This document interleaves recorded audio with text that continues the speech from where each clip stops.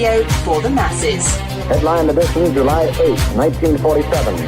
The Army Air Forces has announced that a flying disc has been found and is now in the possession of the Army. If the game is rigged, change the game. Game changer. I occasionally think how quickly our differences worldwide would vanish if we were facing an alien threat from outside this world. This is Fade to Black with your host, Jimmy Church, on the Game Changer Radio Network.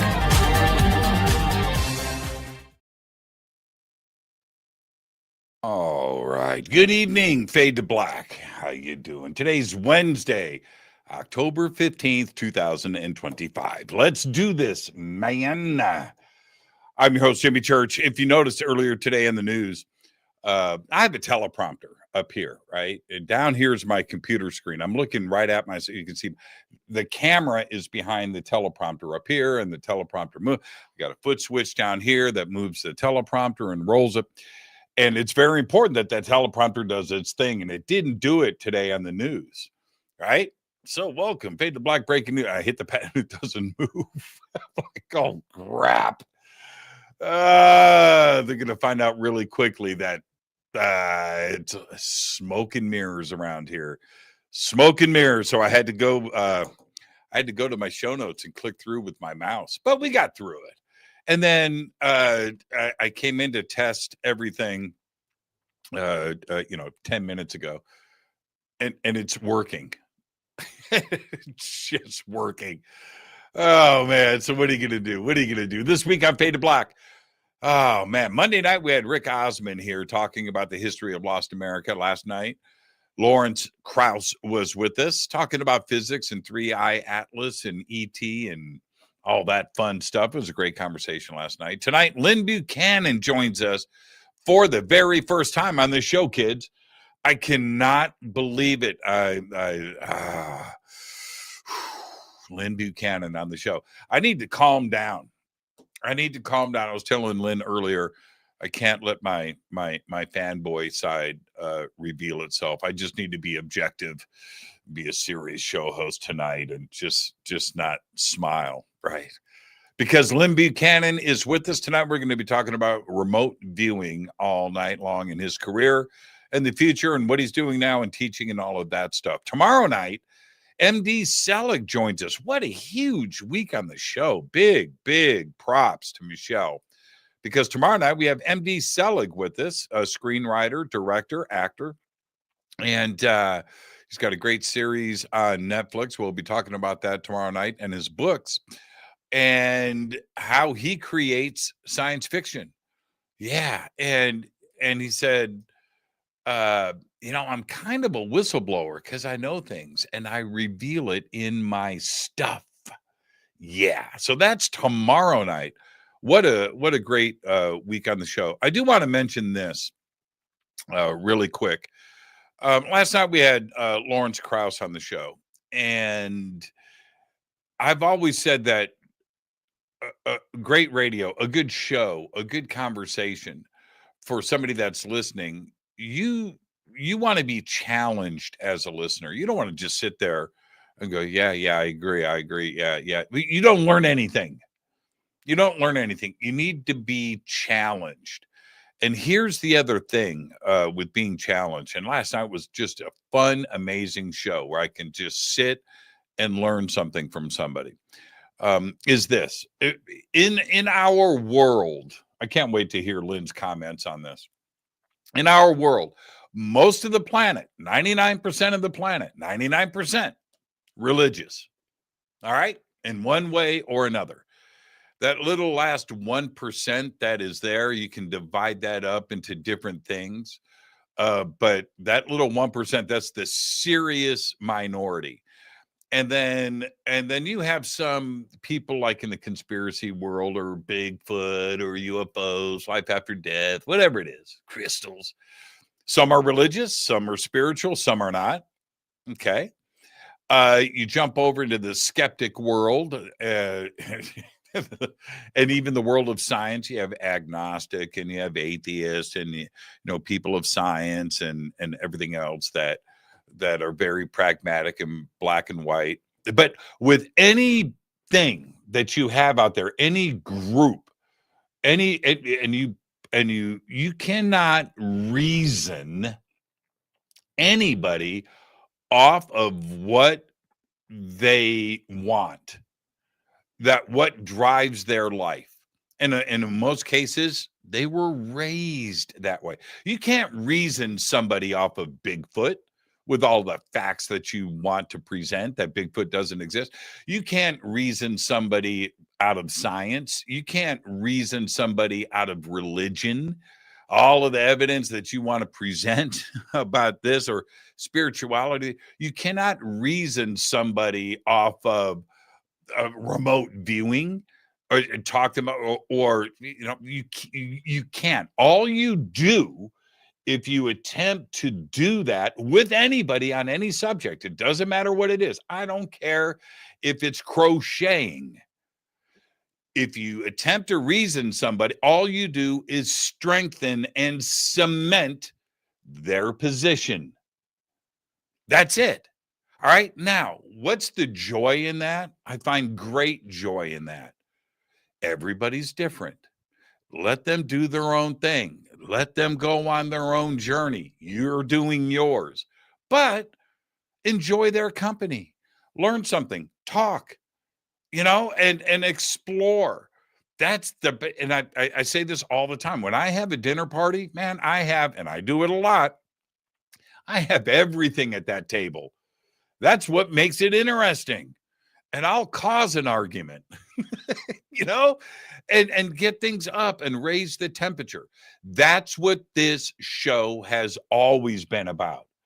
I am here to learn and explore the things that interest me.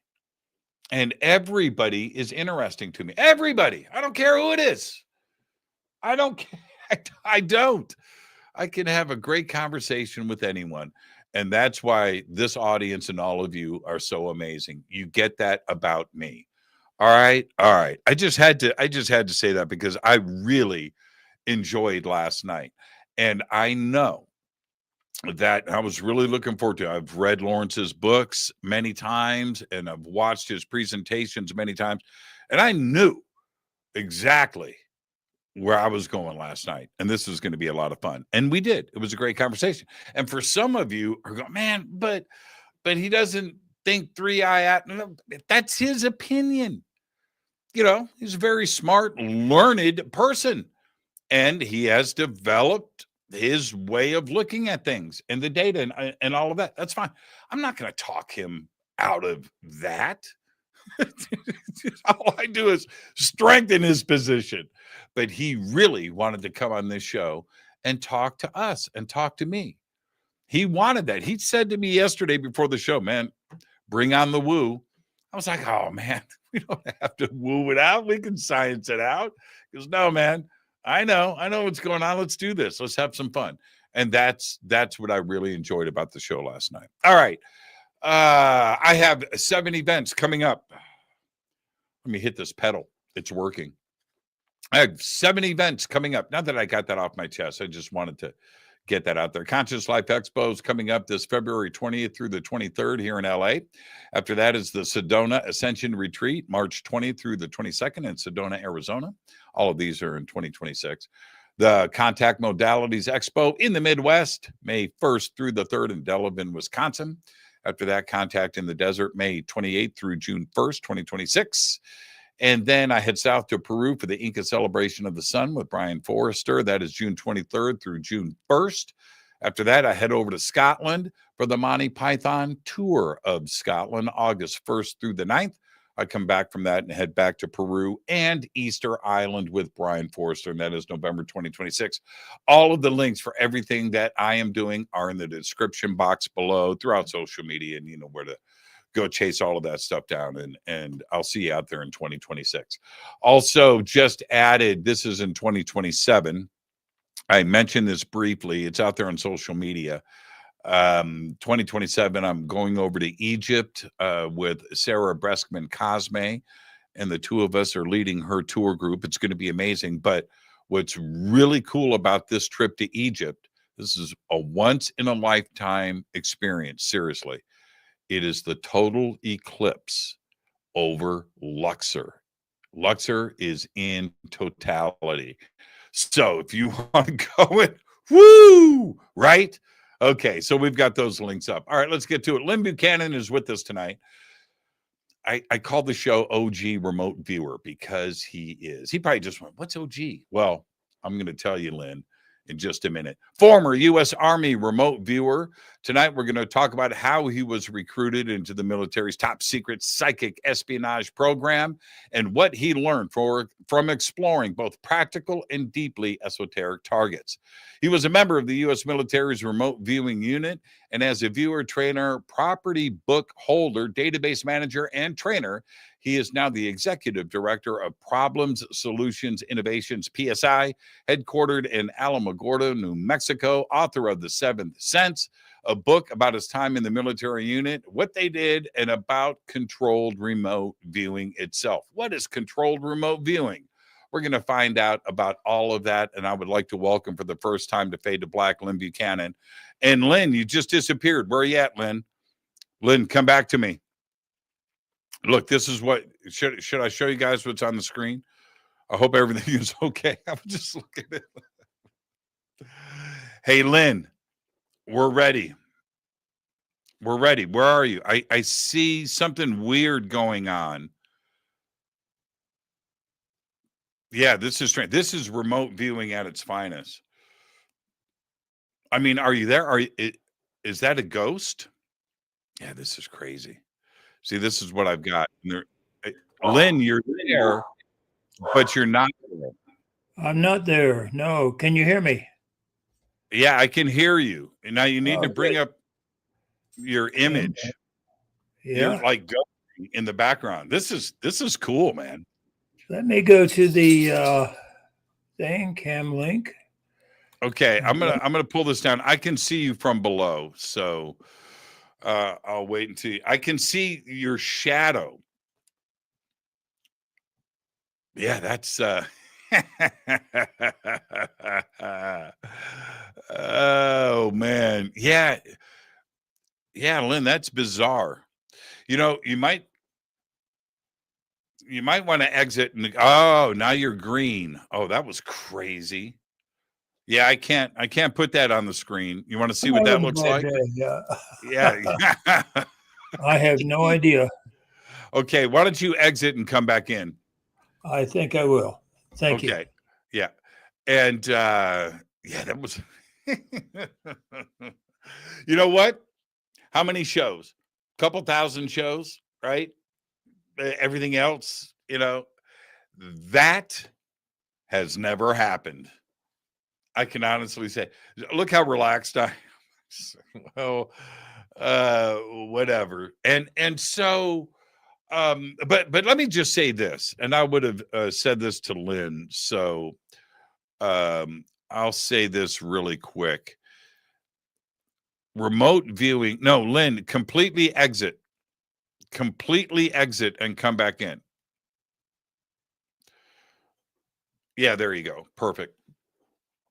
Remote viewing. I had heard about it. I had seen it, and I'm talking about a long time ago. And here's the crazy thing for me when it comes to remote viewing. By the way, Lyn and I just had a great sound check. Everything was fine. And all of a sudden, blip, I guess this was about 12 years ago, 11 years ago. And I was watching remote viewing, and I had done something like with Courtney Brown or something. And I was watching a bunch of remote viewing videos on YouTube and going down the rabbit hole. And I'm clicking on one after another, and it was just so fascinating to me. And I'm trying to understand what is going on and everything else. No, Lyn, you're still not there. Wow, that's strange. Okay, maybe get rid of your background. And so I was, going through these videos, and I land on this video, and I'm watching. It's a demonstration of remote viewing. And there's an envelope there, and I see that it says Target on it. And I'm watching the process of this remote viewing session. It took oh, there he is. We got you now. Made it. And yeah. Very good. Hey, Lyn, I want to share this story with you about one of my first experiences it was my confirmation of holy crap with remote viewing. and I was going through these videos, and I land on this video, and I'm watching a demonstration of a remote viewing, and I could see the target, and the camera was above, and the remote viewer is drawing. Okay. And so I see the pad and the drawing, and I'm watching the process, drawing a little bit, flipping the page, drawing a little more, flipping the page. I'm watching it kind of form. And I'm watching, I'm like, wow, it's starting to look familiar to me. Okay. All right, this is interesting. And the tiny, and then the remote viewer was done, and he puts a cap on his pen. It was like a Sharpie or something, puts the pen down, and he's got his drawing there. And I was like, man, I know what this is. He opens up the target. You know what the target was? Me.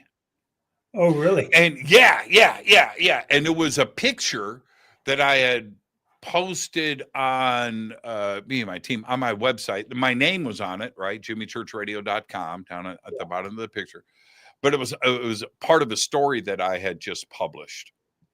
And an artist friend of mine had created this image and done this thing of this photograph. And I watched the process of getting to what this image was. Right. And it wasn't like you had to squint your eyes or use your imagination a little bit. No. And I sat back, I had my iPad, and I sat back in bed. I went, this is something that deserves my full attention. Yeah. And I have been on top of it ever since, and interviewing, and my friends and Michelle, and that whole circle and things. It's such an impressive thing. Now, so I want to that was my confirmation, right? That was my baptism. I got dunked in the water. For you had a different career path into this. and now I followed your career and things over the years, but for everybody, I just want to hear it from you. How did you get into this? What happened? I had a long career in the military before the remote viewing unit, and they started right before the moving to the remote viewing unit. I had written a computer program that would tie the intelligence computers of 12 different countries together so they could share information. And this other sergeant wanted the job of writing the program, but I got it. He was ticked off fully, and took me about 8 or 9 months to write the program. But then the day came when I was to show it to the generals, commanding generals of all 12 countries. And they were in the room where I was going to show the program. And I had gone to the bathroom to make sure my hair was right, creases were right in my uniform and all this. I came back, gave my little song and dance, and hit the enter key, and the computer went dead. Of course it did. Oh, yeah. They started laughing at me, and I turned around, and the other sergeant was at the back door, said, "Gotcha," turned around and walked out. I got flaming mad. I have had PK events ever since I was 12 years old. You've heard of poltergeist children? We all have. Oh, yeah. And I was one of them. It's a very common thing, really. parents train their kids out of it and all. But I got flaming mad, and when I did, it fried almost all of the computers in the skiff in the secure facility. And there was a captain there who had been trained by General Stubblebine, the head of Intelligence and Security Command, to look for these events. He just happened to be there. And about 2 months later, General Stubblebine came out to install a new commander at the field station. And they called me and they said, the general wants to see you. And so I was waiting in the commander's office. General Stubblebine came in with the new commander following behind him. He said, "You're Sergeant Buchanan?" And I said, "Yes, sir."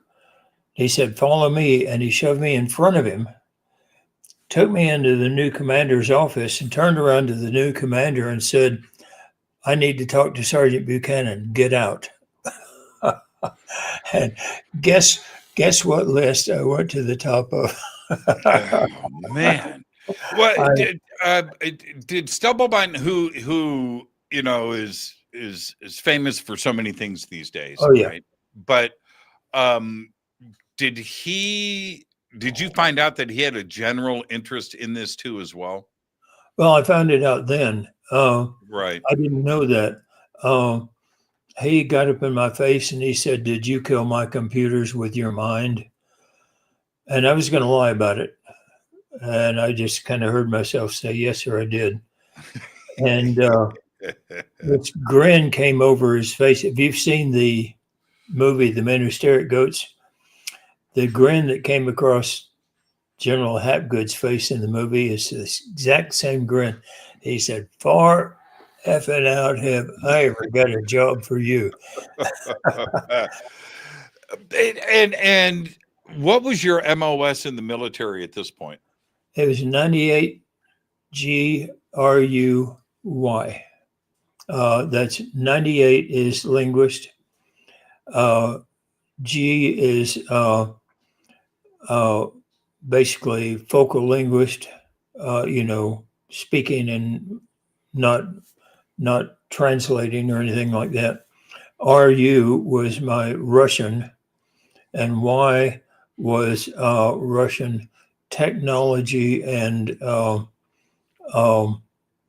the technology part of the Russian and intelligence collection. So you were in military intelligence. Oh yeah. Mm-hmm, yeah.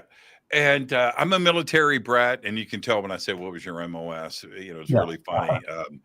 I want to stay and go deep into this, but me being a military brat, my dad was band leader for the Army band. Oh, really? Okay? Yeah. Oh, yeah. I look back and it was cool, but at the time, all of my friends, right, their dads were in the military. Yeah. My dad was in the Army band. It wasn't the same. He didn't have PT training. He didn't have, sharpshooting rifle training. You know what I mean? It was a whole different thing. Yeah, but he was a sergeant and he was the band leader, and that was great and everything. But I missed out. I didn't see, and my point in saying all of this, although I lived on military bases and DOD schools and all of, I missed out on all of this cool stuff growing up. I never saw it.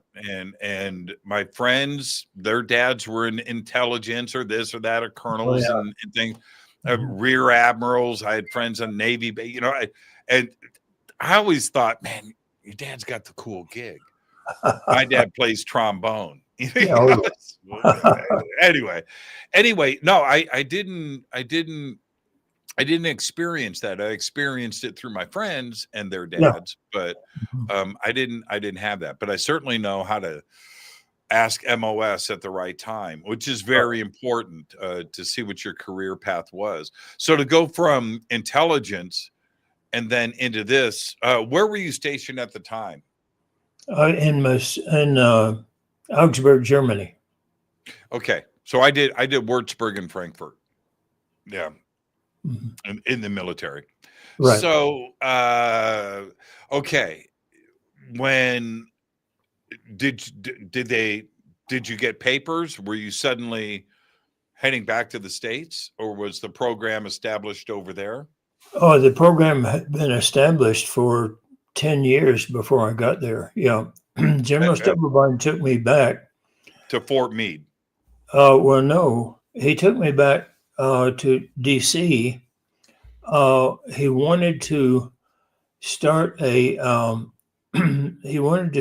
unit which would destroy enemy computers mentally, with the idea that we would progress to where we could control the enemy computers, make their missiles drop into the sea, or put false information in their computers, mess up things. And Congress said no. Congress had been caught doing mind control in the 60s, and they said never again. And so they said that's too much like mind control. They wouldn't do it. So he took me out to Fort Meade and put me in the remote viewing unit. They read me on, and I thought, it's ridiculous. The military doesn't do this. And so I was there, and within the first week, I had seen them do amazing intelligence collection without ever leaving their desk. Who was there when you got there? Let's see, Tom McNair. I replaced Joe McMonagle. He left, I think, 2 days after I got there. Charlene Schufelt.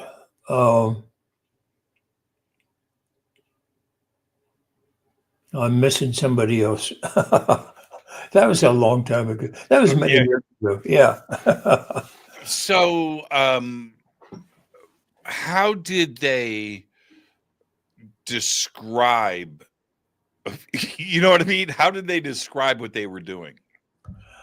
They taught me the English one technique, pretty much by rote. Now, I'll be honest, memorizing things, I suck at it.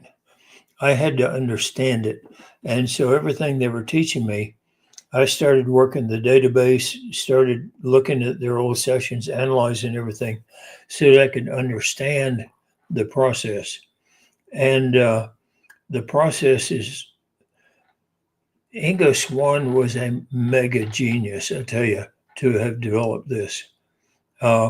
The process is so centered on the subconscious mind and how it works and how it communicates that that I think the normal person just wouldn't understand. Well, like you say, I've always said a person's paradigm is like a diamond, harder than a diamond. You can't scratch it. You can't do anything, and you were talking about that earlier. And I've always said that a person gets their theory about something and they hang on to it like they're lost at sea and it's the only thing that floats.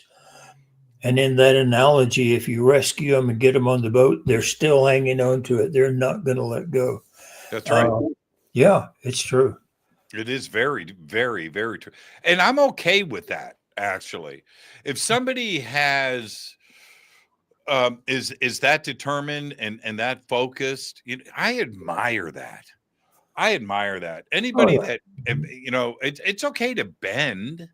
It's okay to have an open mind and learn something and expand and stuff. But man, I admire that. I admire that. Yeah. Well, people that tap out and capitulate. When it comes to teaching somebody the remote viewing, though, they have to let go of some previous things and learn a new way. Well, but they would have. I just interrupted you, Lynn. I apologize for that. Go ahead. But they would have already had that opening sometime in their life. I mean, something is there Yeah. because you're not going to talk somebody into remote viewing if they Yeah. don't believe that shit, right? Well, Or is it possible? well, it's possible, yeah, because a student came one time, and her reason for coming was so she could collect background information so that she could go out to a seminar out in California with proof that psi functioning does not work. And she was adamant about it. She's now president of the International Remote Viewers Association. Of course she is. Of course she is. Of course she is. What's her name?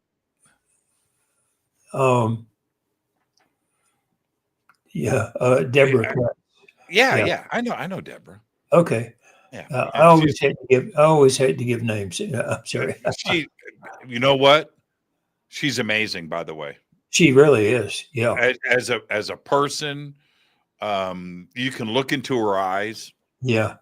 She is spot on. She really is. Yeah, she's amazing. But she was a skeptic. She never told me that. Really? She came, and when she walked in, she said, "I'm here to prove that this doesn't work." Yeah. She's got that shifty grin. She knows. She knows what's going on, man. Oh, she yeah. really does. But I didn't know she was a skeptic. But I find that really interesting. I have to ask you, going back to your MOS, did you have what's the job classification, and did you have a job title? You know what, a junior remote viewer? I don't know. Yeah. How did that work? I was the job title was Russian linguist. Now, I knew how to program computers. I knew back when, nobody knew how to program computers. They were just getting the desktops in, and nobody knew what to do with them. And so I was pulled off of the intercept floor and put into programming the computers for the field station, and doing other jobs I would be pulled out to do that never happened. I didn't do them. Nobody saw me do them. Nobody can prove a thing, And so, can you talk? Do you talk about that stuff today? Not really, no. Because these are my next questions. Like, what was there a mission statement? What was there a focus for you and others? Was it Russian computer systems? I mean, an overarching mission? My MOS was Russian linguist. I was working programming their computers, and so the job position I was in for that last year beforehand was just to get the computers up and running. What I'm referring to is in the remote viewing program. In the remote viewing program. Yeah. Ben, the computer system. We've moved way on from that, and you're a remote viewer. You should know these things.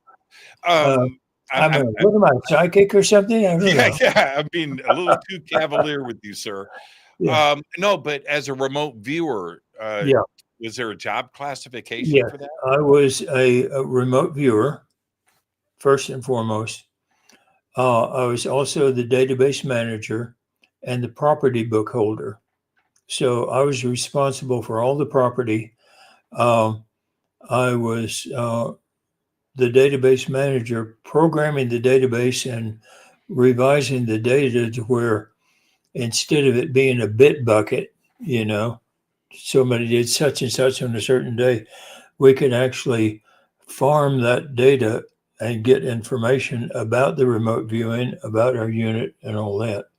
And so those are my three main job titles. Now, I became the trainer of the unit the last 2 years I was there. How and when did you? Okay, so to become a trainer, we need to circle back to that.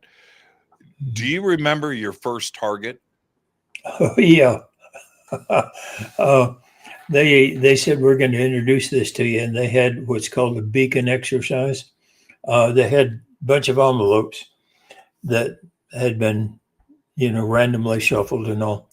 And two of the people in the unit just randomly picked an envelope, got in the car, and drove away. And once they got out of sight of the unit, they were going to open the envelope and go to a location that was written on the card inside. And after they drove away, they gave 15 minutes, and then they had me sit down, and they said, okay, describe, don't identify. In other words, use descriptors, no nouns. Okay. And describe where they are.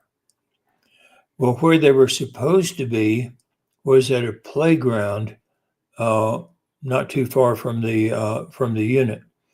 And all I got was two people riding in the car, looking out the window with trees going by, and just they were confused and all that. And so anyway, the operations officer, Skip, said, okay, well, you didn't do it, but it's your first time and all that. And they came back, and he said, okay, where was the location? And they said, it was a playground, but we never found it. We drove and drove and drove, and we got lost. And so that made me think, maybe I can do this. Maybe. How did you feel? I mean, that's a paradigm shift when you really take a look at it, isn't it? It really is. One of the things I like to see in training is when a student has, I'll be nice here, that moment, oh crap, I can do this. And you can see that paradigm shift right there. And they look at their session, they look at their feedback, and they realize there is no way in the world I could have guessed this. There's no way in the world I could have gotten this by chance. And, oh, crap, it works. Did you now with that kind of success out of the gate, did you make the mistake of thinking, oh, this is easy? Okay, I got this. No. You didn't get cocky? No. Oh, well, no, I didn't. I thought dumb luck, and it was, they put me into training, and it works in 6 stages of operation. And I spent about 2 months in the first stage mastering it before they would let me go to stage 2. You have to master it. You go to stage 3 and all that. And the course had been over a year, but I finished it well within 3 months. Who was training you? Paul Smith, Bill Ray. Bill Ray's the one I was thinking of. Paul Smith, Bill Ray, and Tom McNear. Yeah. Wow. Pretty powerful group. And can I just say this just really quick? When I grow up, I want to be Paul Smith. Oh. That's a cool dude. That's a cool dude right there. When I grew up, I want to be Tommy. Tom McNear. Yeah. But so a year of training, what was that like? Now, let me back up really quick. We have controlled remote viewing, we have remote viewing, and what are the definitions of each? Remote viewing these days is anything psychic. It's just the new age term for something psychic. So you have palm remote viewers, pendulum remote viewers, you know, tea leaf remote viewers, and all that. Controlled remote viewing is an organized process. First of all, the military has to have everything standardized and organized. So it's a standardized process, and it starts out with what we call an ideogram. And to train for those ideograms, they say land, and you may draw a flat line like land. They say water, you may draw a wavy line. And they do this over and over and over until they see you draw a wavy line and they look and their next word is water. You've done it before they call it out. And this is where they say, oh, now then his subconscious is doing the ideograms.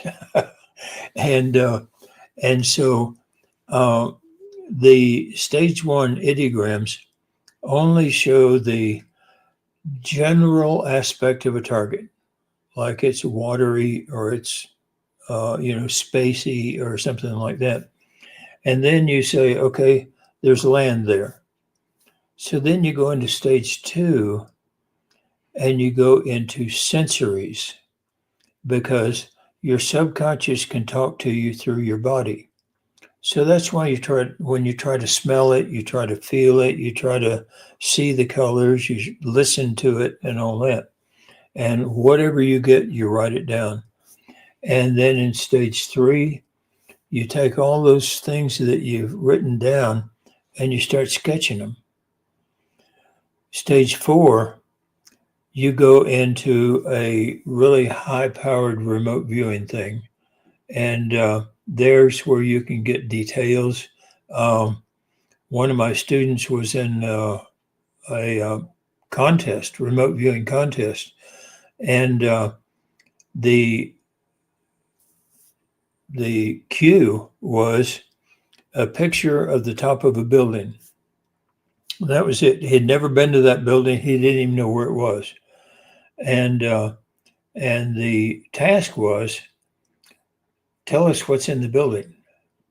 And so there were a lot of other viewers and remote viewers and all that, and they would tell what was, he drew the actual floor plans of the building accurately, told what was going on in each room, described the people that were there, described the machines that were there and everything else. And he's one of our top remote viewers, and he won the $1,000 prize. But just from looking at a picture of the roof of a building, he can draw the floor plans of the inside of the building. In a weird way, I love it. Mm-hmm. And it scares the crap out of me at the same time. Oh, yeah. Yeah. One of the things about CRV, the military one, is that there's no defense from it. Psychics say, put a ball of white light around you and you protect yourself and all. And we have found that people who do that stop depending on their own inner strengths of defense. They start depending on the white ball of light. And when we get them as a target, we can get an hour's worth of work done in 10 minutes and then go to lunch. I mean, it makes them so easy to view. And generally, when you put protection around a target, it makes it extremely easy for a controlled remote viewer to view it. Isn't it interesting how the ability to do this in a program, well, there's the psychic side of it. Yes. Oh, yeah. Okay. You see the advantages of it for sure. But then there's the other part where the bookkeeping comes in and the logistics. You're not flying personnel overseas. You're not getting into clandestine situations. You're not putting people in harm's way. Right. You're not risking getting seen or discovered. All of these things. Well, the Russians were looking for us. and so when you look at all of that, and then there's the other part. Wait a minute. Can they see you? Can they feel you? Do they know that they are being remote viewed?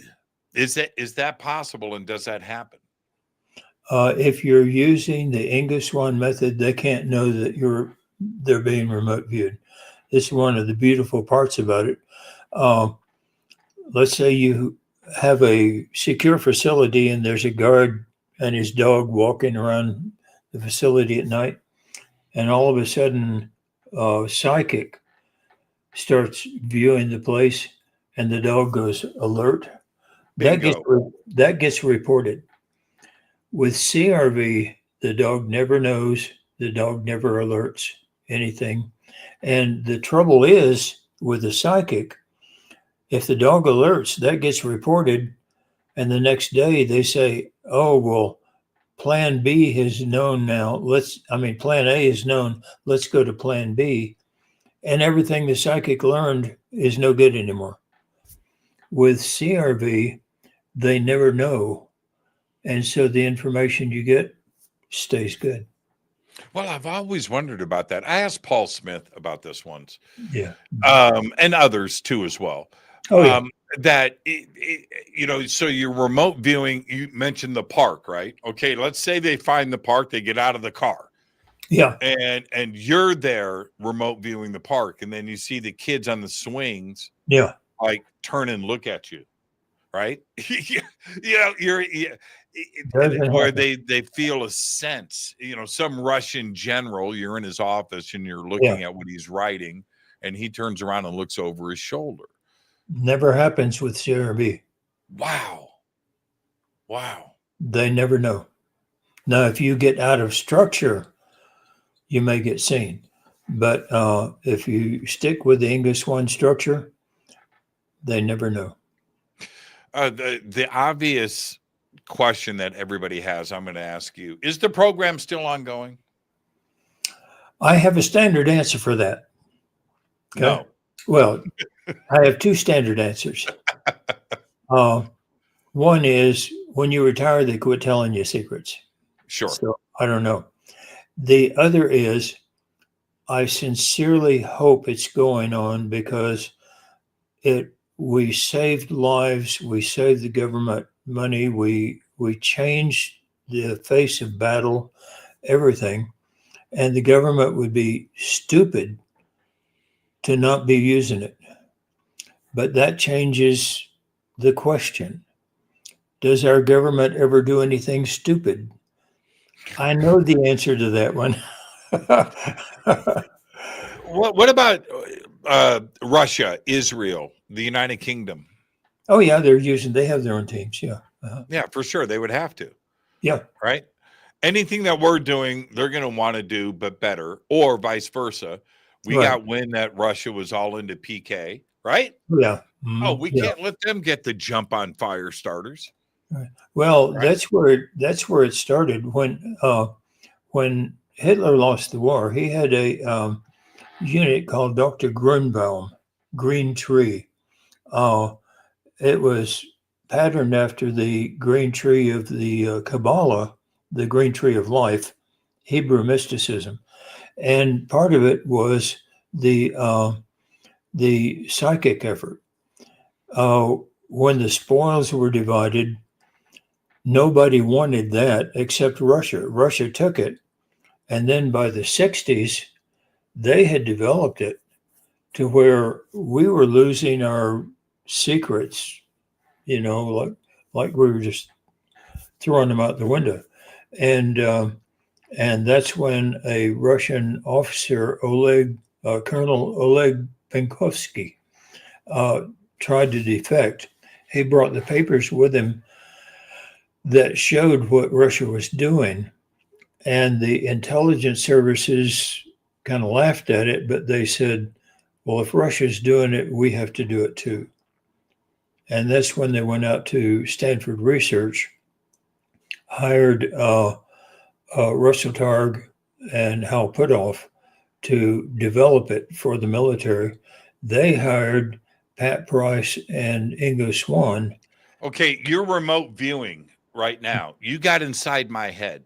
Okay. I was literally trying to get into this, jump in to ask if you had ever met Ingo or Pat, and that was right here. And then you popped out with their names just like that. That was generally when somebody says kind of cool. That was kind of cool, actually. So generally when somebody says, you know, are you in my mind? What do you hear? And I always say that was pretty trippy, man. That was pretty trippy. I always say an echo. That was pretty trippy. Did you ever meet Ingo or Pat? I was good friends with Ingo. I never met Pat. Yeah. Never met Pat. This is how small this world is.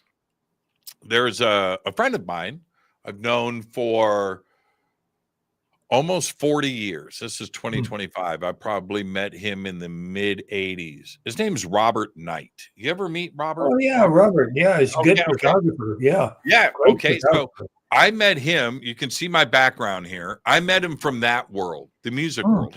He's taking my pictures and stuff. And he's been on this show. He's an amazing guy. I've known him forever, man. And one day I get this email. Jimmy, man, it's me, Robert M. Knight. How you doing? And I'm like, wow, okay, that's kind of out of nowhere. And he goes, I just wanted to let you know, man, you and I've been friends for a long time, but I'm also a big fan of what you've been doing, and I've been following you on Coast to Coast and Fade to Black, and I just had to let you know me as a rock and roll photographer, but really good friends with Ingo Swann. And I'm reading the email, right? I was like, Ingo Swann. And you never really know somebody as well as you think you do. No. And him and I, friends for 40 years, we never talked about this stuff. Yeah. You know, I was in the music business. He was in the music. That's what we talked about. We didn't talk about UFOs or remote viewing or PK or telepathy. No, we didn't do any of that. Yeah. And that's how much I love this world and his knowledge. And then it ended up him and I talking. This is many years ago now. When he told me about this, all of my friends he was friends with, all of them. I started making phone calls. Robert Knight. Yeah, man, he's cool. Yeah. How do you know Robert? Right? It was like insane. And here you are, you know him as well. And so what was Ingo like though? Ingo was one of those lovable old curmudgeons. Didn't take crap from anybody, and would chew you out in a moment's notice and generally make you laugh when he did it. And first time I met Ingo, Brian Busby, our director at the time, introduced me, and he said, "This is Lyn Buchanan. He's a member of Mensa. He's a genius." And Ingo said, "I'm smarter than he is." You know, and I couldn't let that pass. And I said, "Yeah, but I've got the papers to prove it." You know? And from that moment on, we would slag each other, you know, and just we became really good friends. Did you ever do? We're going to head to a break here in just a second. I just want to ask you this really quick. Did you ever do any off-planet stuff? Oh yeah, all the time. Yeah. No, not for the military. We were never officially tasked with that for the military. Are you winking at me when you say that? Officially. Yeah, wink, wink. Okay, all right, I got you. Okay. And what did you find out? Oh, you have 3 more shows to talk about it. Man, Lyn, I've been wanting to talk to you about these things for such a long time. Oh, yeah. And so what was okay? What was first in viewing out off planet? I got a lot of moon development, a lot of UFO stuff, and like I say, not officially, but a 2-star general walks through and says, "Hey, I want you to do me a favor." What are you going to say? No? And so, we did those. After the military, I've done a lot of work for space research development, moon development, Mars development, and so on. So I've done a lot of that. What's the service officially? Are you looking at locations for development? Are you looking for life that may be there observing us? What were you tasked with? Well, for one, I think I have non-disclosure agreements, but I think I can talk about this. For one, this company wanted to know how to house people on the moon who were going to build the first place on the moon. How do you get temporary housing on the moon? And I had the team do it. And what we found was you get a special kind of mylar that will protect from radiation as well, and you stretch it over a small crater, put 16 pounds of air pressure in there, which is sea level. It's half of what you put in a bicycle tire, and you've got people there. And then if you tunnel through the side of the crater, you can have a way in and out that you seal, and have the door sealing. And that way they could then go out of that and build on the first place and then come back in and have living quarters that were temporary just by taking a plastic bubble and putting it over a crater. And if the plastic were punctured by a meteorite or something, put duct tape over the hole. And, that sounded to me and to us like really stupid thing. And the the Moon Development Corporation thought it was fantastic. And I was out there one time about a year and a half after we did the thing, and the guy I worked with out there said, "I want to show you a recent flyby of the moon. Watch this on the screen." And I was watching the moon just slowly going by the moon surface. I said, "Wait a minute, stop." He said, "Yeah, I thought you'd see that. There's a crater up there with a plastic bubble over it." Get out. That is fascinating. Yeah. I'm sitting here listening to it, and I got to say, you and I, we grew up in the space race when we were kids. Yeah. All we did was draw moon bases, right? That's all we did was draw moon base. And think about, mylar over a crater and make a door makes sense. Yeah. And you can keep your supplies in there and the people in there. Makes sense. Yeah. Wow. Fascinating. Lyn, punctures it, you patch it up. Yeah. Piece of Scotch tape, you're good to go. All right, Lyn, stay right there. I am your host, Jimmy Church. Our guest tonight, the one and only Lyn Buchanan. Yeah, that's right. OG. Hey, Lyn, do you know what OG is? I have heard the term. I don't know. Original something. Original gangsta. That's you. Gangsta. The original gangsta. Lyn Buchanan is with us. We're talking.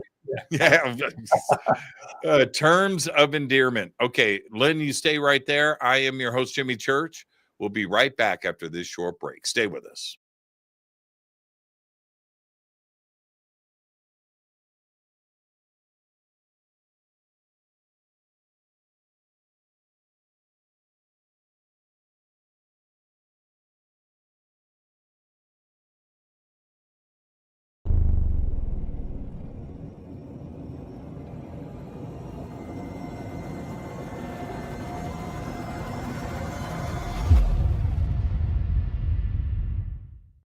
Subscribe to our YouTube channel to get your alerts and access to over 2,000 videos. Click that subscribe button right now. Go to jimmychurchradio.com and get the Fade to Black official podcast. 2,000 episodes, all of them commercial free for just $2 a month.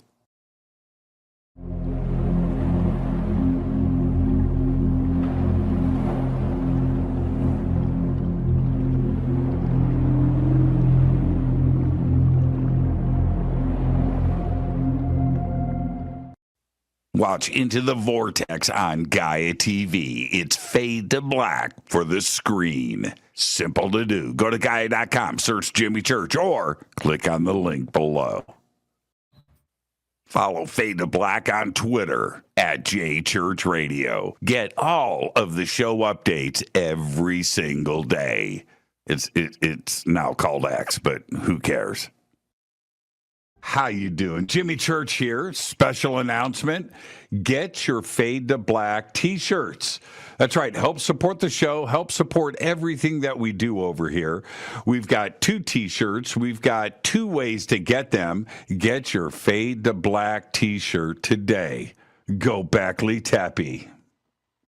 Go to jimmychurchradio.com and become a Fadernaut. Get a membership. That's right. Everything is commercial free. You have access to downloads, and you get to call yourself a Fadernaut. Jimmy Church, Gaia TV, Fade to Black, here at Machu Picchu with Brian Forrester and Hidden Inca Tours. Amazing tour so far, Brian, but we're here to announce what we're going to do next year in 2026. What's going on? Okay, November 2026, we're going to have our major tour of Peru and Bolivia, either a pre or post tour of Paracas and Nazca on the coast. And then after that, 6 days in Easter Island. Bucket list, Easter Island. Come join Brian and I and his amazing team here at Hidden Inca Tours for Peru, Bolivia, and Easter Island. Signing out. Say goodbye, Brian. Bye, gang.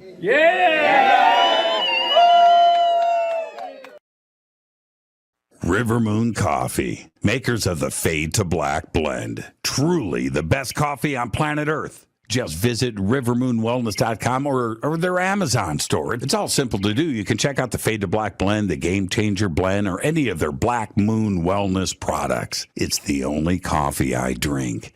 It is the best, and it's Doc. Again, rivermoonwellness.com.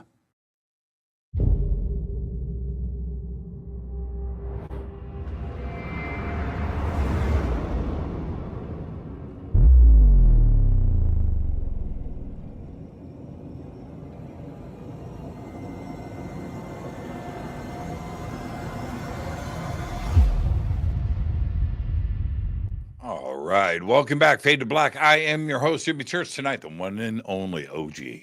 That's right.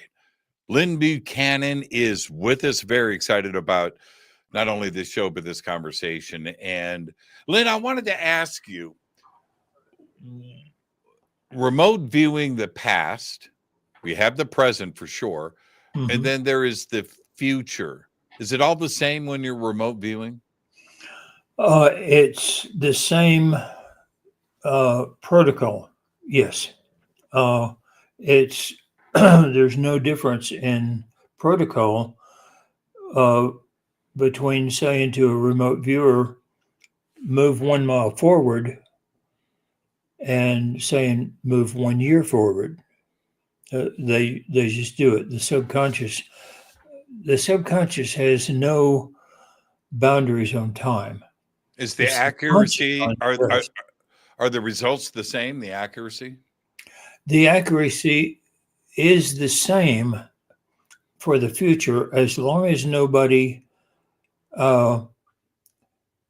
takes action on it. We have an analogy. You've got the police come and they say, tell us where the criminal is going to be at 9 o'clock. We say he'll be eating dinner at Joe's Bar and Grill. Mm-hmm. So at 8:30 they come. He walks up at 8:45. They jump out and arrest him, and at 9 o'clock he's in jail. You were wrong. Okay. If you had said at 9 o'clock he'll be in jail, they would never have gone out to Joe's Bar and Grill, and he'd be sitting there eating dinner. Oh, wow. Yeah. Right. So when you act on the future, for instance, if I remote view Whoa, that's myself, heavy. That's heavy. That's heavy. That's a heavy thought. well, I think that's one of the reasons we had the psychic and information, ability anyway, was to protect us.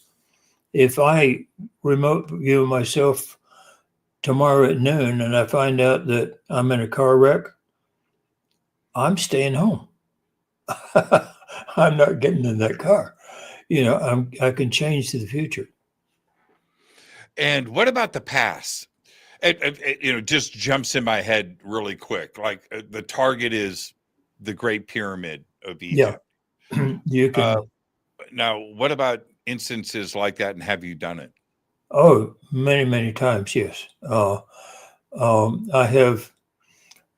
This is one of my paintings in the background, and I have another painting that has a Wait, crusader. wait.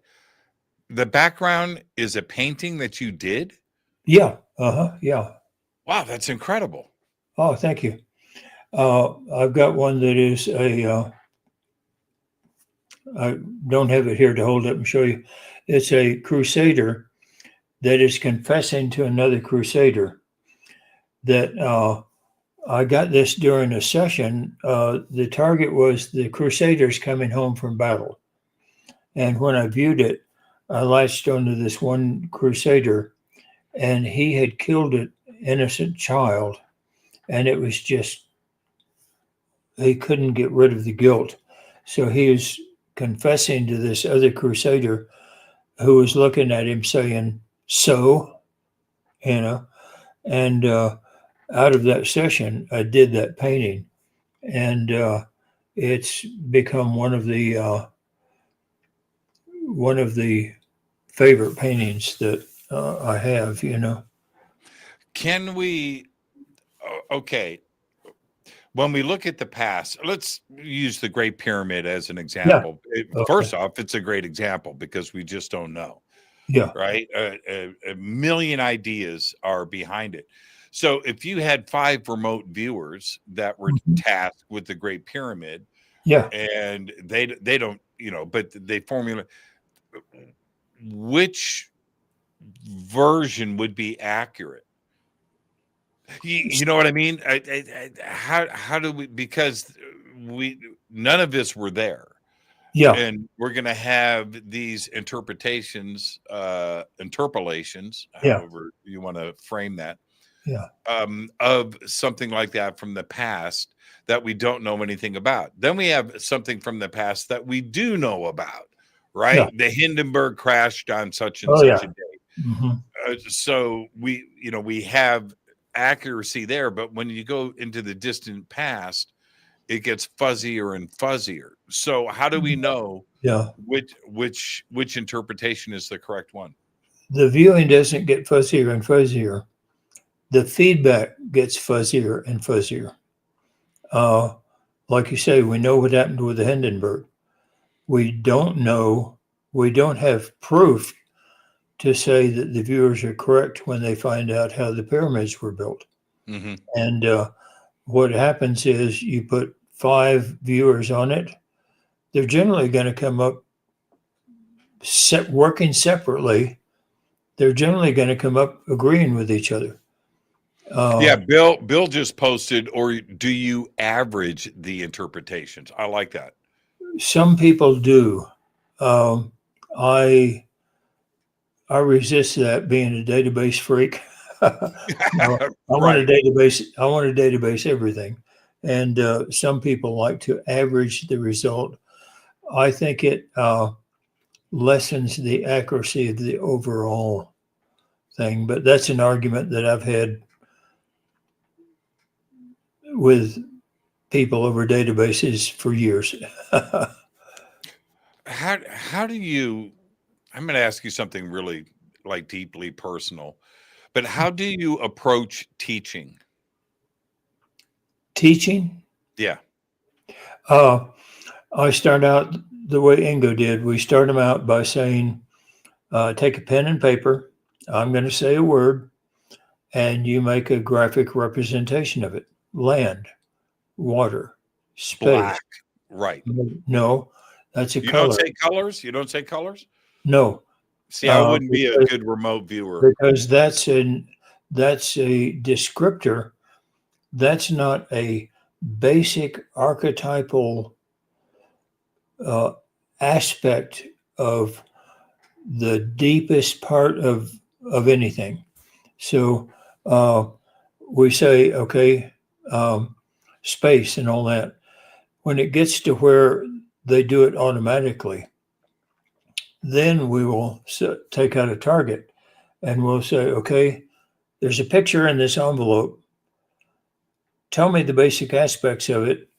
I'm going to give you some numbers for a coordinate, and you do your ideogram. And so they do man-made and water. And they say, I have no idea what the target is, but I think there's something man-made in water. You take it out, and there's a boat sitting on the ocean. And now, if you don't take it out, you can take them into stage 2, and you can say, start describing that which is man-made. Mentally tap it, feel it, temperature, smells, sounds, and they start getting physical descriptors and writing them down. And as they do, their subconscious gets closer and closer contact with the site. And then once they've gotten those, we say, okay, sketch it. And they'll sketch it. And then we take them into stage 4 and say, okay, things like, what's its purpose? Why is it there? Access somebody at the site and tell me how they're feeling. Okay, now then, move back. How do you feel about what they feel? And these, you get more and more complex details when you go into stage 4, 5, and 6. What about right now? This is how my brain works, Lyn. So just go with me on this. Right now we have an opportunity with 3i Atlas, right? We've got this object that's approaching Earth. The debates are out now. It's a comet. It's an interstellar object. It's a space probe. Yeah. It's not a comet. It's a meteor. It's something weird. It's natural. It's not natural. But I would say that's an opportunity for the entire remote viewing community to jump on board with. A lot of people have done that. I did a quick session, which was interrupted. And what I found was that, and the, what's the one that starts with an M? Oumuamua. Oumuamua, yeah. As they go through space, okay, they're a big object. It does have gravity. You go through trillions of miles of space, you've gone through trillions of miles of dust. By the time it gets here, it's going to look like a rock. It's going to have all this stuff, and it will be indistinguishable from a rock. And these, both of these,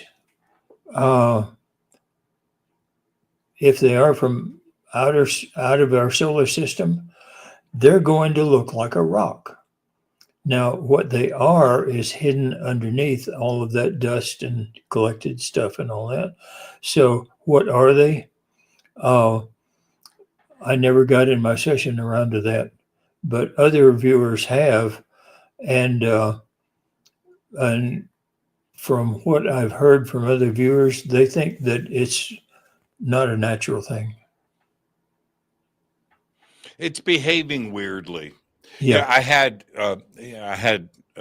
Lawrence Krauss on the show last night, and Lawrence is one of the big minds on this planet, theoretical physicist, cosmologist. He's written some amazing books, and Yale and everything that he's done, and he's a very, very, very smart guy. Oh, yeah. And listening to what he had to say about 3i Atlas was more revealing. He wants it to be natural. It can't interfere with his worldview, right? And Right. you know what I mean? And that's okay. That's fine. That's fine. He And has his paradigm, right? he's got the, and that's fine. But what I found really interesting is he's trying to take the data that is current on this and force it into, right? It's the square peg in the round hole. Yeah. He's trying to get that to fit into Comet so he doesn't lose his mind, because he's built a certain way. And I appreciate that. Mm-hmm. But the way he was speaking about it, he had a lot of trouble in dealing with the data, and talking about this. When I bring up, it's a lot of aluminum, a lot of nickel, a lot of iron, and he can't process that. Yeah. Well, and I get that, but when the remote viewing comes in and the aspect of that, the self-illumination, I find very strange. Mm-hmm. Now there's talks about it being hollow. I find that being strange too, as well. And then the other part about this, Lyn, is all of the agencies are strangely silent right now. The media is all over this. The public is all over this. But those, that every piece of technology that we have that can collect data, sensors, telescope, everything is on this, right? Everything. Yeah. And right now, it's crickets. Do you know the 4 rules of interrogation to find the truth? What's that? 1, you listen to what they say. 2, you listen to how they say it. 3, you listen to what they don't say. And 4, you listen to how they go about not saying it. and then flip that over. Yeah, flip that over 180 degrees, and you're going to get something close to the truth. That's right. I had one of the highest security clearances because of things that I did. And when I went in to get my security clearance, the officer said, I have never actually given one this high. And I said, what's the highest possible security clearance you can get? And he said, well, there is one, but nobody gets it. And I said, what's that? And he said, the truth.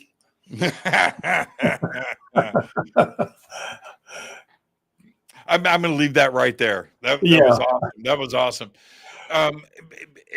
This is what I think, that for the first time we have an opportunity here, right, to jump on this and collect this extraordinary data. Oumuamua surprised us. We only had 11 days to collect it, and it was gone. It did some very strange things. It sped up, it slowed down, it sped back up, it turned a couple of times, wasn't affected by gravity. There was a lot of really strange things about Oumuamua, but we only had 11 days, and the first couple of days when it was closest to us, that's when it snuck up on us. So by the time we were interested in it, it was gone, and it was hauling too. It was 250,000 miles per hour, right? Oh yeah. And it's gone, and it will may never be back. But we only had that one. This time around, we've got this opportunity, and it's not only with the agencies, NASA and the European Space Agency, and all of the satellites that we have out there, and ground-based stuff, but we have amateurs now that are going to be watching this with very powerful telescopes. Yeah, there's going to be a lot of things seen about this, and they, no matter what, if it turns out to be anything but natural, you've got to figure out a way to talk about this to the world. The world's going to be okay with it, but holy crap, what if, right? Well, what if it will be the amateurs and the non-government aligned astronomers who are going to tell us. And very likely the official party line will be that, no, it's just a rock. Yeah. Well, that's what I'm saying. They're going to have a hard time if they need to change the narrative, if they need to make them. There's too many other private individuals that it's going to be hundreds of thousands of amateur astronomers looking at this. Oh, yeah. And imaging it and shooting video of it. Yeah. You can't if it's anything but natural, you can't really BS. Well, you can. They're practiced and good at it. You know why they're called UAPs now? You're going to tell me. So they don't have to apologize to you for lying about UFOs. Oh, of course. Of course. Yeah. Of course. I remember when Hillary was doing an interview. I think it was in Connecticut, right? And she's campaigning. And she's in the lunchroom. She's by a refrigerator. It's a pretty famous story now, but I remember when it went down. And so the journalist from the local paper out there says, okay, so what about these UFOs? What's going on? And she goes, they're called UAPs now. Yeah. Right. And it was one of those things. And to have that, I immediately stepped back and had that thought. Exactly what you just said. Mm-hmm. UFOs mean one thing. Yeah. ET. Yeah. That's it. There's you don't say UFO and think of a Russian drone. No. When you say UFO, you think of one thing. Yeah. ET, flying saucers, little green men. Yeah. And that's it. There's no other thing to tie to what UFO. UAP, man, you can make up whatever you want. Oh, yeah, you bet. But listen to what she actually said. They are now called UAPs. Yes, that's right. That's exactly it. That's exactly it. Yeah, that's exactly it. What do you, Lyn, I know we're talking about remote viewing tonight. Yeah. But let's stay on this for a second, because when you're looking off world and off planet and remote viewing, you're also collecting data and increasing your knowledge base. Yeah. What do you think, versus what you have seen and learned? Is the world okay with this subject now? If the 3-eye atlas turns out to be some alien probe observing Earth, is the world going to be okay? There's a long answer to that. It takes 2 or 3 minutes. Do you want to hear it? You're my guest, Lyn. Okay. I was asked to do a paper, compare and contrast, just like an old college paper, our psychic ability with their psychic ability, them, and them, And I was given access to quite a bit of information that will not be made public. And you know how people say when you're abducted, after that you start having psychic experiences?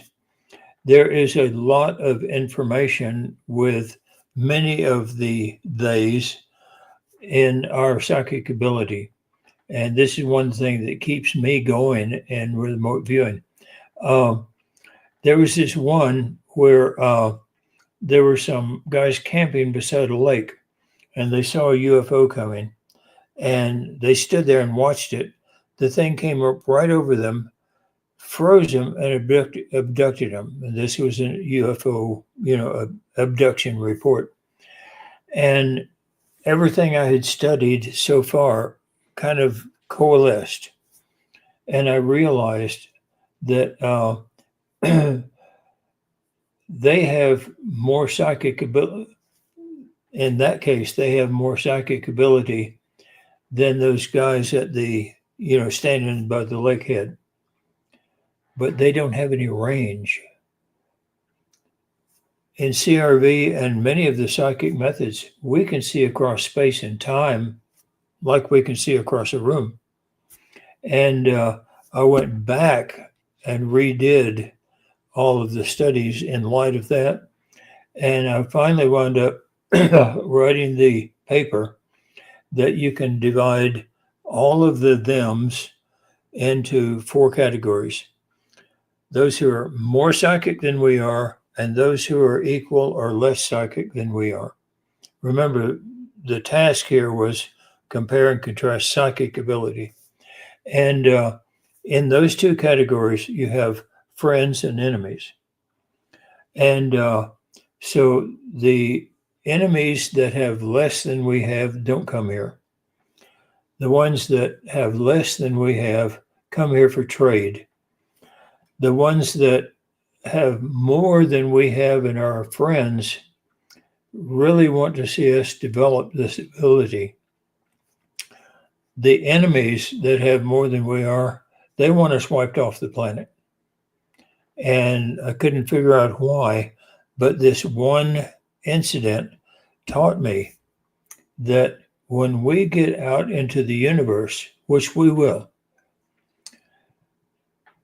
our psychic ability is going to make us a power in the universe. That's why our friends want us out there and develop this method or develop this ability. And that's why the enemies don't want us out there at all. And that was the result of the paper I turned in.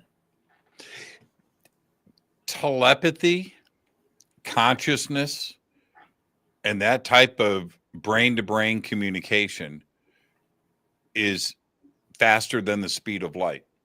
Oh yeah, and it's not stopped by distance or time. It's not at all. And so ET, especially an advanced civilization out there, knows this. Yeah, we're not there. We don't understand that yet. Is that our next stage of evolution? I think so, because I think it will become necessary because it seems to be of great value to the ETs. And this is one of the reasons you get abducted and your psychic ability grows, starts blossoming out. And this seems to be of great value to our friends out there, and probably our enemies too. And so, I think it's going to have to become a major part of our civilization. Yeah. Would that type of disclosure, would it happen outside of the government's control? Once they make themselves public, yes. Now, probably shouldn't talk about this either. The ET bases that are here on the Earth, they're ET bases, but they have an aspect to them of also being a reservation where the government has said, you can put your base here where nobody will see it. Nobody, and we've done extensive study on the one at Mount Hayes in Alaska, Mount Zeal in Northern Australia, the one in the Pyrenees and the in Spain, and the one in Zimbabwe. We've done some pretty serious work on those 4. We know that there are others, but they seem to have an aspect of being a reservation as well as a base. Were these, Lyn, it's my job to get you to talk. So that's, were these some of your targets in the Army? Yeah. Now, they were not targets that were officially tasked us by the government, okay? But yeah, they became a major part of our work. And And how and does that happen? I'm talking on a technical level. yeah, Is it longitude and latitude? Is it done that way? Is it done by name? Um, it right. was my pride to discover these first, and then of course we also viewed those four. And part of the viewing is here's a map, here's a world map, find it on the map. And yeah, we know where they are. One time, Skip said, well, we need a little bit of feedback on Mount Zeal in northern Australia. He said, there's an official diplomatic station there. So he called the guy and he asked him, what do you do up there? And the guy said, virtually nothing. If it weren't for all those UFOs flying around Mount Zeal, it'd be boring here. Okay, let's stay specific. I want to talk about Hayes too as well, but with Mount Zeal, what did you guys see? And really, has the base been there before us, or is it something new? And is there cooperation with us today as modern humans and what is going on in Zeal? I really don't know. When I viewed it, of course, I was never allowed to see the results of the other viewers. That would pollute me. When I viewed it, what I found was that it was a sort of an entry point to the Earth, that ships coming to the Earth would sort of report there, load and unload and all that, and then go out around the Earth. It seemed more like an airport than anything else. There were ships that were coming in, docking. People would get on and off and all that. And by people, I mean, I always see the ETs as just other people. So I refer to them as people. And what about Mount Hayes up in Alaska? From what several of us found, Joe especially, it seems to be some kind of a intelligence gathering station for them. Same species, same race of ETs that is at Zeal? No. Different. Okay. There seem to be many races that are there. Yeah. Okay. And I don't know about the one in the Pyrenees, but I know that the one in Zimbabwe seems to be a repair station. What about underwater stuff? Yeah, I've heard that there are a lot of underwater things, and I have viewed some of the underwater, but I've never done the map to find out exactly exact locations and all.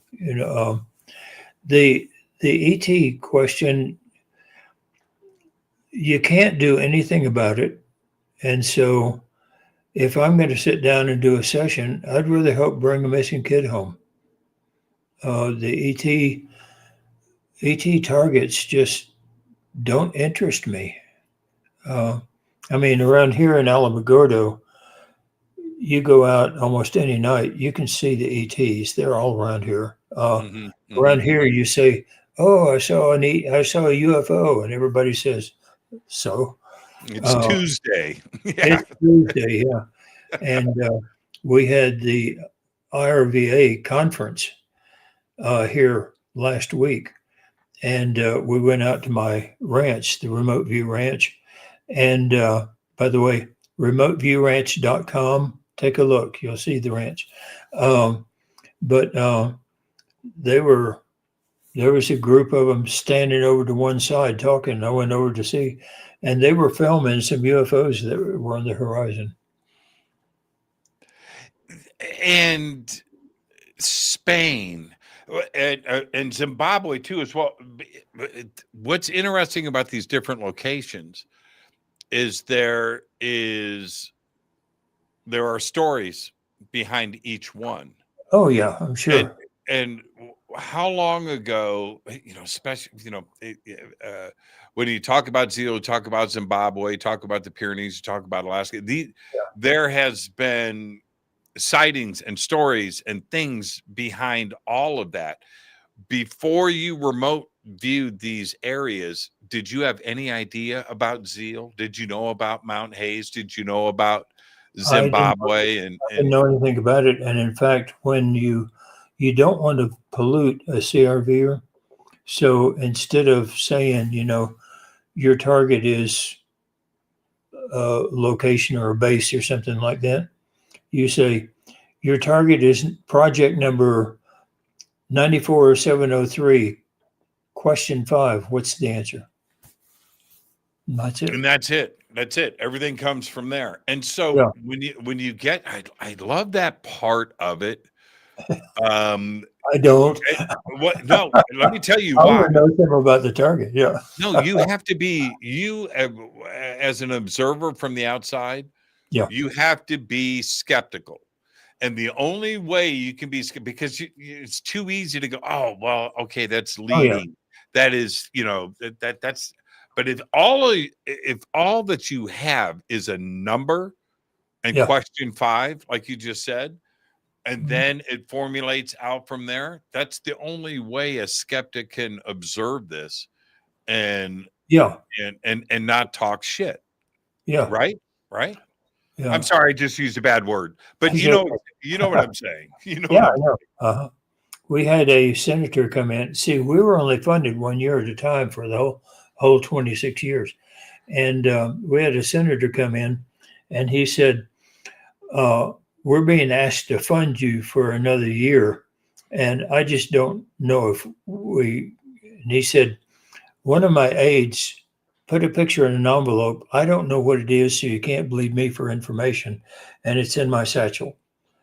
And I want your viewers to describe that picture. And so we went over and he was watching and he came back afterwards and he said, I am totally unimpressed. I was expecting to see some psychics and all this. He said, I saw 2 guys sitting at a table and every now and then one of them would write something down.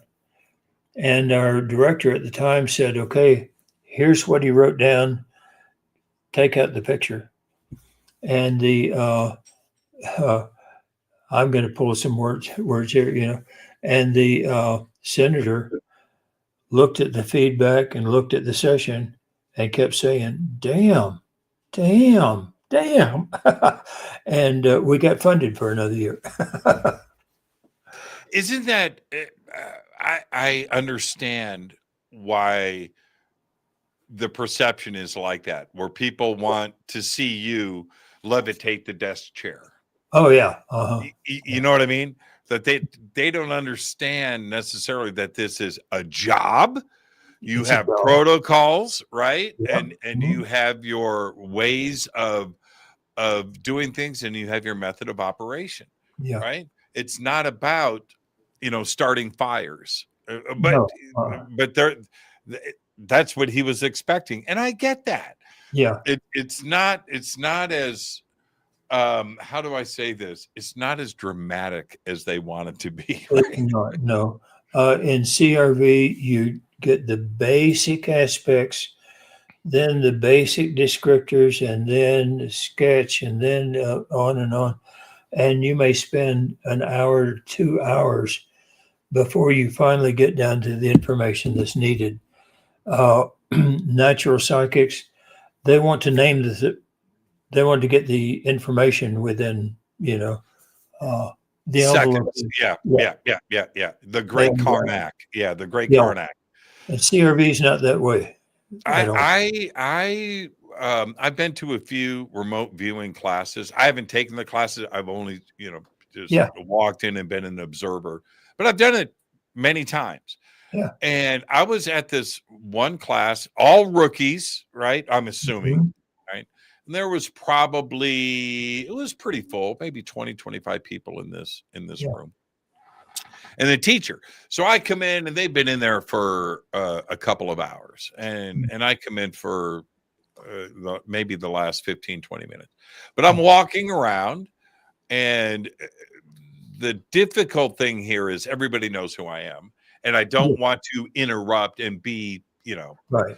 But I'm interested in the process. So anyway, I'm walking, and I'm standing in the back of the room, leaning up against it, but I'm watching this gentleman in front of me drawing, and he's feeling pretty, I could tell, right? He was zoning, and I was like, okay. And he had this card that he had, his final drawing. And then the reveal comes. Yeah. All right. And I walked around. Now, when I saw it, and it was on a TV, big flat screen, and I see it, and I'm looking at that, and I'm looking at what he's drawing, and I watched him go, "Hey!" Raised his hand, right? Yeah. But it wasn't similar. It was exact. Yeah. It was crazy. And so anyway, I walked around, and I looked at everybody else, and everybody wanted to analysis from the teacher, and some and some criticism and so forth, trying to help everybody along. But this guy, wow, and he had turned to me, and I mean, my mind's blown, and he goes, "Man, I just signed up for the class just because I wanted to check it out." Yeah. That's all. He didn't know, he just thought, oh, remote viewing, this seems interesting. And he signed up for it and came in. Do you see that kind of stuff a lot from students? Yeah, a lot. I'm not surprised by anything I see anymore, but I will never quit being amazed. It's just amazing to me. Yeah. Now, I'm not asking you to be a pitchman at all, and that's not what I do in this show. Yeah. But if somebody is interested in remote viewing, can they just go to CR viewer, and can they go there and get some information? You can go down there, and the opening page down at the bottom. I don't advertise. I don't toot my horn or anything else. There's one little sentence that said, if you're interested in training, click here.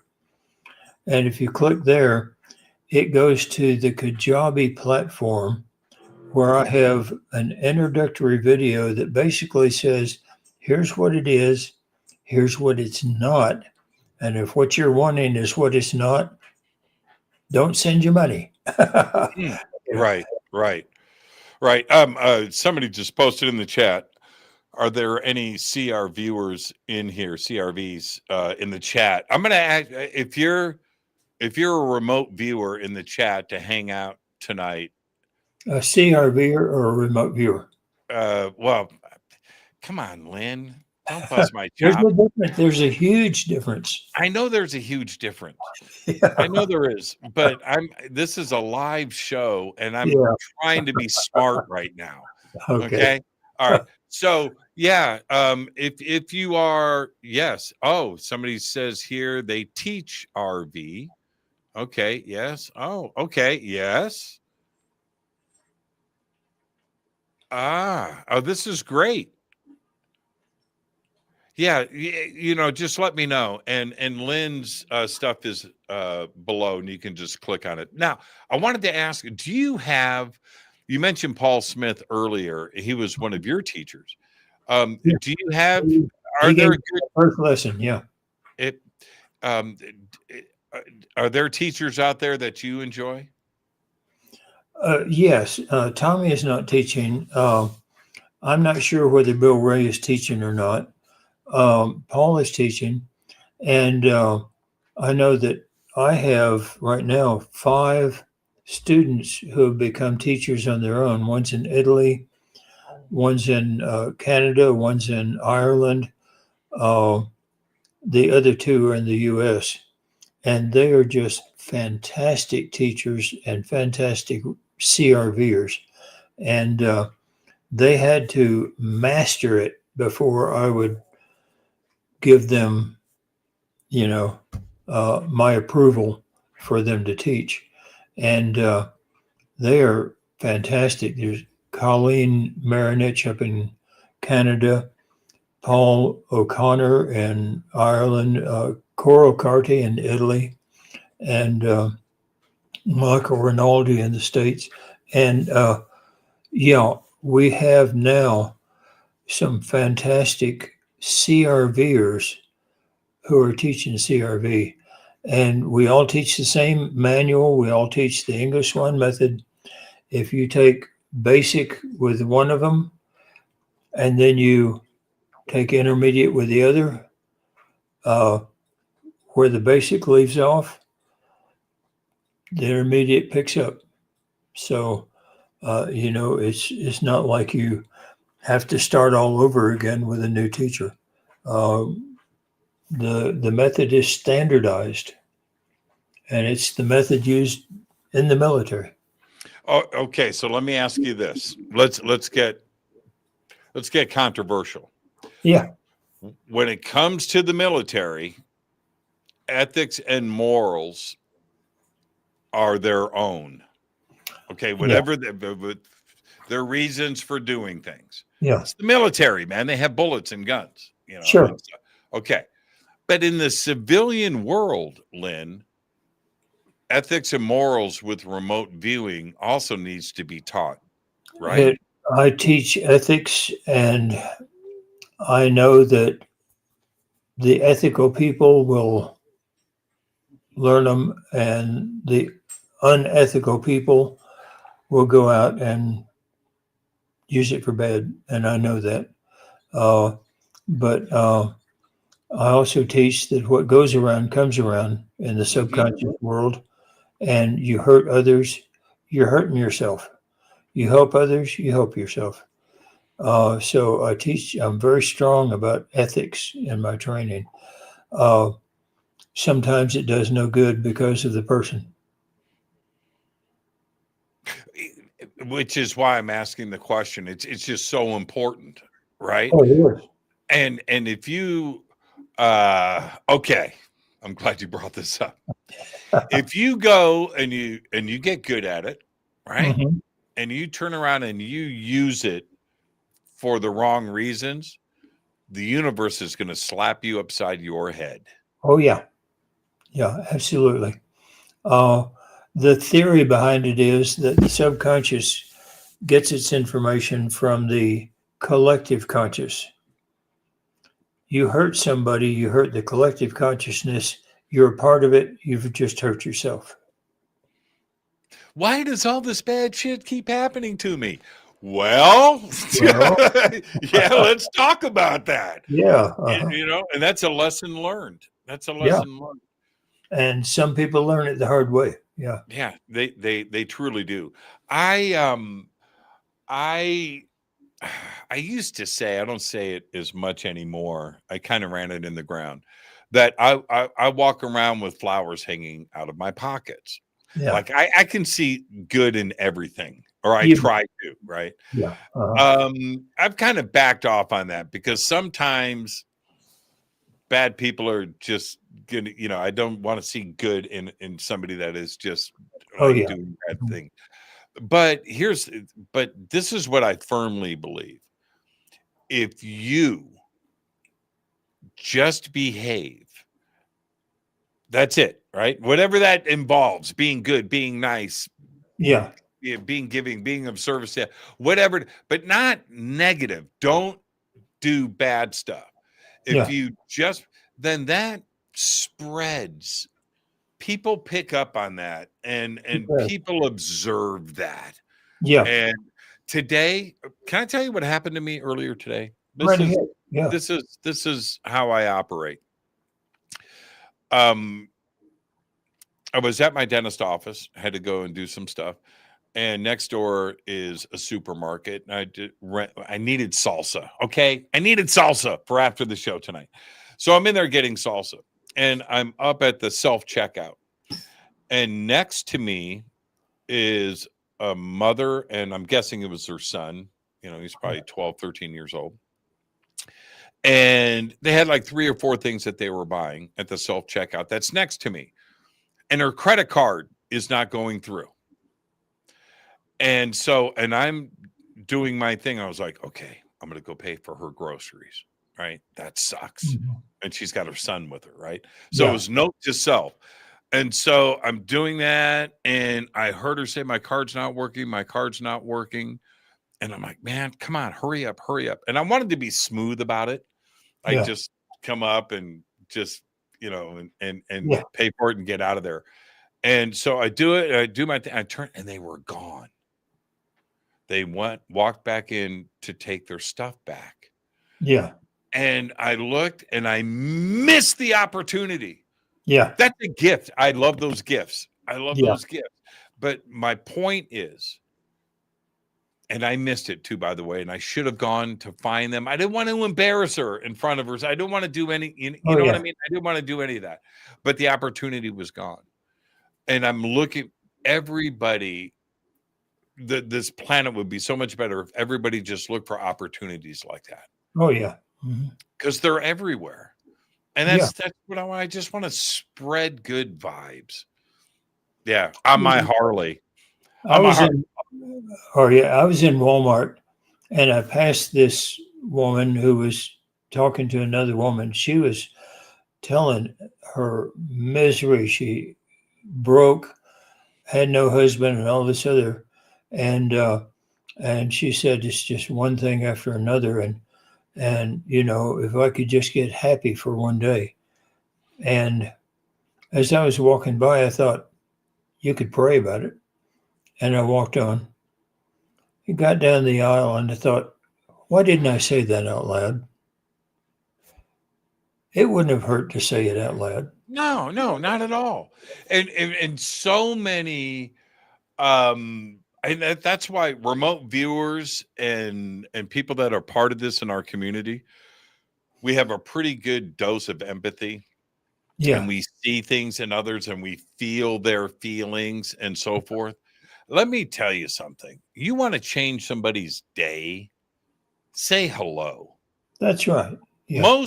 Most people have this close, they're not acknowledged, you know, whatever it may be, right? Where they tend to feel invisible, man. Because I was like that, man. I went through some hard times, and when I went through those hard times, now I've got a million friends, right? Yeah. I do, and I got to turn people away, all right. But it wasn't always like that. And I remember feeling invisible. Yeah. And it's a shitty feeling, man. It really is. Yeah. You know, and if somebody would have come up to me when I was feeling like that, where, man, my heart was in the dirt, and somebody would have just come up and said, hey, man, what's going on? How you doing? How you doing? It would have changed me. So I do that all the time. I do it constantly. I need to, I'm addicted to it.